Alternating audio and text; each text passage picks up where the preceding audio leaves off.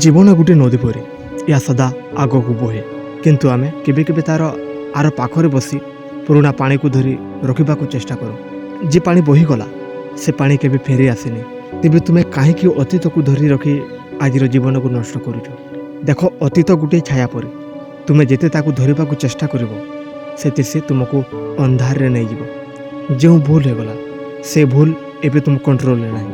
ଯେ ଲୋକ ଚାଲିଗଲା ସେମାନେ ଫେରିବେ ନାହିଁ। ଯେ ସମୟ କଟିଗଲା ସେ ସମୟ ଫେରି ଆସିବ ନାହିଁ। କିନ୍ତୁ ତୁମ ଆଜି, ତୁମ କାଲି, ସେମାନେ ଏବେ ମଧ୍ୟ ତୁମ ହାତରେ ଅଛନ୍ତି।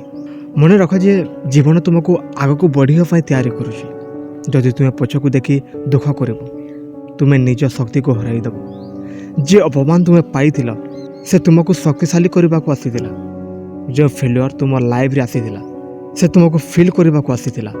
କିନ୍ତୁ ତୁମେ ଯଦି ସେଥିରେ ଅଟକି ରହିଯିବ ସେ ଅନୁଭବ ଶକ୍ତି ହେବାର ବଦଳି ବାହାର ହେଇଯିବ। ଅନେକ ଲୋକ କହନ୍ତି ମୁଁ ଭୁଲି ପାରୁନି। ଭୁଲିବା ମାନେ ସ୍ମୃତିକୁ ମେଟାଇ ଦେବା ନୁହେଁ। ଭୁଲିବା ମାନେ ସେଥିରେ ନିଜକୁ ମୁକ୍ତ କରିବା, ମାନେ ଏହାକୁ ମାନିବା ଯେ ଯାହା ହେଲା ଠିକ୍ ହେଲା, ଏବେ ମୁଁ ନୂଆ ଅଧ୍ୟାୟ ଆରମ୍ଭ କରିବି। ଯଦି ତୁମେ ପ୍ରତିଦିନ ପୁରୁଣା ଘାକୁ ଖୋଲି ଦେଖିବ ସେହି ଘା କେବେ ସୁସ୍ଥ ହେବ ନାହିଁ। ତୁମ ଜୀବନରେ ଯେଉଁ କଷ୍ଟ ଆସିଥିଲା ସେଗୁଡ଼ିକୁ ତୁମକୁ ଭାଙ୍ଗିବା ପାଇଁ ନୁହେଁ, ତାହା ଗଢ଼ିବା ପାଇଁ ଆସିଥିଲା। ତାହେଲେ ତୁମେ ଯେତେବେଳେ ବୁଝିପାରିନଥିଲ, କିନ୍ତୁ ଆଜି ଭାବି ଦେଖ, ସେ ଦୁଃଖ ମାନେ ତୁମକୁ ଶକ୍ତିଶାଳୀ କରିଛି। ସେ ଫେଲୁଅର ମାନେ ତୁମକୁ ଶିଖାଇଛି। ସେ ଏକା ସମୟ ତୁମକୁ ନିଜ ସହିତ ପରିଚିତ କରାଇଛି। ତେବେ ତୁମେ ଆଉ କାହିଁକି ସେ ପୁରୁଣା ଦୁଃଖକୁ ଆଜିର ସଫଳତାରେ ବାଧା କରୁଛ? ଯଦି ତୁମେ ଆଗକୁ ବଢ଼ିବାକୁ ଚାହୁଁଛ ତେବେ ପ୍ରଥମେ ମନରୁ ଅତୀତର ଭାଗକୁ ଖସାଇବାକୁ ପଡ଼ିବ। ଏହା ସହଜ ନୁହେଁ, କିନ୍ତୁ ଏହା ଆବଶ୍ୟକ। ଏକ ନୂଆ ଲାଇଫ୍ ଆରମ୍ଭ କରିବାକୁ ତୁମକୁ ନୂଆ ଚିନ୍ତାଧାରା ଆବଶ୍ୟକ। ଯଦି ତୁମର ମନ ସବୁବେଳେ ପୁରୁଣା କଥାରେ ଭରି ରହିବ ତେବେ ନୂଆ ସୁଯୋଗ ପାଇଁ ସ୍ଥାନ କେଉଁଠି ମିଳିବ? ଯେତେବେଳେ ତୁମେ ଛାଡ଼ିବା ଶିଖିବ ସେତେବେଳେ ଜୀବନ ତୁମକୁ ନୂଆ ଦ୍ୱାର ଖୋଲିଦେବ। ମନେ ରଖ ଯେ ଆଗକୁ ବଢ଼ିବା ମାନେ ସବୁକିଛି ଭୁଲିଯିବା ନାହିଁ। ଆଗକୁ ବଢ଼ିବା ମାନେ ଶିଖି ନେବା, ଅନୁଭବକୁ ନିଜ ସହିତ ନେବା, କିନ୍ତୁ ଯନ୍ତ୍ରଣାକୁ ଛାଡ଼ିଦେବା। ଘାର ଗୋଟେ ଚିହ୍ନ ଥାଇପାରେ କିନ୍ତୁ ଯନ୍ତ୍ରଣା ରହିବା ଦରକାର ନାହିଁ। ତୁମେ ଏତେ ଶକ୍ତିଶାଳୀ ଯେ ଜୀବନକୁ ପୁଣି ଥରେ ଗଢ଼ିପାରିବ। ତୁମେ ଏତେ ସାହସୀ ଯେ ନୂଆ ଆରମ୍ଭ କରିପାରିବ, କିନ୍ତୁ ସେଥିପାଇଁ ତୁମକୁ ନିଷ୍ପତ୍ତି ନେବାକୁ ପଡ଼ିବ। ମୁଁ ଆଉ ପଛକୁ ଦେଖିବିନି। ଯେ ଲୋକ ତୁମକୁ ଛାଡ଼ି ଚାଲିଗଲା ତାକୁ ଆଶୀର୍ବାଦ ଦିଅ, କାରଣ ସେମାନେ ନିଜ ପାଦରେ ଠିଆ ହେବାକୁ ଶିଖାଇଥିଲେ। ଯେ ସମାଜ ତୁମକୁ କଷ୍ଟ ଦେଇଥିଲା ସେ ସମାଜକୁ ଥ୍ୟାଙ୍କ ୟୁ କହ, କାରଣ ସେ ତୁମକୁ ନୂଆ ସତ୍ୟ ଜୀବନ ଦେଖାଇଥିଲା।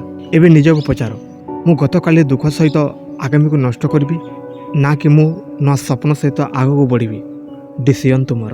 ସେଥିପାଇଁ ଆଜିଠାରୁ ନିଜକୁ ଗୋଟେ ପ୍ରତିଜ୍ଞା ଦିଅ, ମୁଁ ଅତୀତକୁ ସମ୍ମାନ କରିବି କିନ୍ତୁ ସେଥିରେ ରହିବି ନାହିଁ। ମୁଁ ମୋ ଭୁଲକୁ ମାନିବି କିନ୍ତୁ ସେଗୁଡ଼ିକୁ ମୁଁ ପରିଚୟ କରିବି ନାହିଁ। ମୁଁ ମୋ ଯନ୍ତ୍ରଣାକୁ ଅନୁଭବ କରିବି କିନ୍ତୁ ସେଥିରେ ଡୁବି ରହିବିନି। ତୁମ ଆଗାମୀ ତୁମକୁ ଡାକୁଛି, ନୂଆ ସୁଯୋଗ, ନୂଆ ସ୍ୱପ୍ନ, ନୂଆ ଆରମ୍ଭ।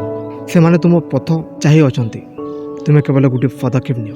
ପଛକୁ ଦେଖିବା ବନ୍ଦ କର, ଆଗକୁ ଚାଲିବା ଆରମ୍ଭ କର। ଜୀବନ ଅତ୍ୟନ୍ତ ଛୋଟ, ଏହାକୁ ପୁରୁଣା ଯନ୍ତ୍ରଣାରେ ଖର୍ଚ୍ଚ କରନି। ତୁମେ ଜନ୍ମ ନେଇଛ ଆଗକୁ ବଢ଼ିବା ପାଇଁ, ଉଚ୍ଚତାକୁ ଛୁଇଁବା ପାଇଁ, ନିଜ ସ୍ୱପ୍ନ ପୂରଣ କରିବା ପାଇଁ। ଅତୀତ ତୁମକୁ ଶିଖାଇଛି, ଏବେ ଭବିଷ୍ୟତ ତୁମକୁ ଡାକୁଛି।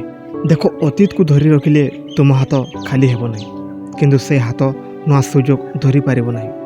ଯେ ଘଟଣା ଘଟିଗଲା ସେଗୁଡ଼ିକୁ ତୁମେ ବଦଳାଇ ପାରିବ ନାହିଁ, କିନ୍ତୁ ଯେ ଆଗାମୀ ଆସୁଛି ତାହାକୁ ତୁମେ ଗଢ଼ିପାରିବ।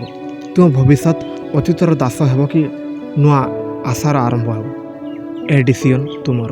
ମନେ ରଖ, ଯେ ପର୍ଯ୍ୟନ୍ତ ତୁମେ ପୁରୁଣା କଥାକୁ ଧରି ରଖିବ ସେ ପର୍ଯ୍ୟନ୍ତ ତୁମ ହୃଦୟ ଭାରି ରହିବ। ଭାରି ହୃଦୟ ସହିତ ଉଚ୍ଚକୁ ଉଡ଼ି ପାରିବ ନାହିଁ। ଉଡ଼ିବାକୁ ହେଲେ ଭାର ଖସାଇବାକୁ ପଡ଼ିବ, ଛାଡ଼ିବାକୁ ପଡ଼ିବ, ମାନିବାକୁ ପଡ଼ିବ ଯେ ସବୁକିଛି ଆମ କଣ୍ଟ୍ରୋଲରେ ନଥିଲା, କିନ୍ତୁ ଆଗକୁ ଯାହା ହେବ ସେଥିରେ ଆମର ଭୂମିକା ଅଛି। ତୁମେ ଭାବୁଥିବା ଦୁଃଖମାନେ ସାୟଦ ତୁମକୁ ଭାଙ୍ଗି ଦେଇଥିଲେ, କିନ୍ତୁ ସେମାନେ ତୁମକୁ ନୂଆ ଶକ୍ତି ମଧ୍ୟ ଦେଇଛନ୍ତି। ତୁମେ ଆଜି ଯେପରି ଶକ୍ତ ଅଛ ସେପରି ପୂର୍ବରୁ ନଥିଲ। ଏ ଶକ୍ତିକୁ ପଛକୁ ଦେଖି କାନ୍ଦିବାରେ ନଷ୍ଟ କରନି, ଏହାକୁ ଆଗକୁ ବଢ଼ିବାରେ ବ୍ୟବହାର କର। ଜୀବନ କେବେ ଥମେନି, ସମାଜ କାହା ପାଇଁ ଅପେକ୍ଷା କରେନି। ତୁମେ ଯଦି ଗତକାଲିରେ ଅଟକି ରହିବ ସମାଜ ତୁମକୁ ଛାଡ଼ି ଆଗକୁ ଯାଇପାରିବ। ତେଣୁ ଆଜିଠାରୁ ଗୋଟେ ନିଷ୍ପତ୍ତି ନିଅ, ମୁଁ ଆଉ ପଛକୁ ଦେଖିବି ନାହିଁ, ମୁଁ ମୋ ଆଗାମୀ ପାଇଁ ବଞ୍ଚିବି। ଯେ ଲୋକ ତୁମକୁ ଛାଡ଼ି ଚାଲିଗଲା ସେମାନଙ୍କୁ ମନରୁ ମାଫ କର। ମାଫ କରିବା ମାନେ ସେମାନଙ୍କୁ ଠିକ୍ ବୋଲି ମାନିବା ନୁହେଁ, ମାଫ କରିବା ମାନେ ନିଜକୁ ମୁକ୍ତ କରିବା।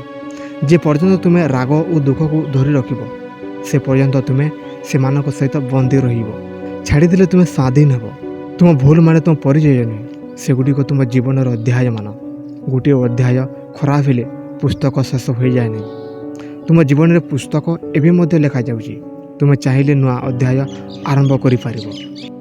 ନିଜକୁ ପ୍ରତିଦିନ କହ, ମୁଁ ଗତକାଲିଠାରୁ ଶକ୍ତିଶାଳୀ, ମୁଁ ମୋ ଯନ୍ତ୍ରଣା ଠାରୁ ବଡ଼, ମୁଁ ମୋ ଭୁଲ ଠାରୁ ବଡ଼, ମୋ ଭବିଷ୍ୟତ ମୋ ହାତରେ। ଏହି ଭରସା ହିଁ ତୁମକୁ ଆଗକୁ ନେବ। ସେଥିପାଇଁ ଅତୀତକୁ ସମ୍ମାନ କର, କାରଣ ସେ ତୁମକୁ ଶିଖାଇଛି, କିନ୍ତୁ ସେଥିରେ ବସି ରହନି।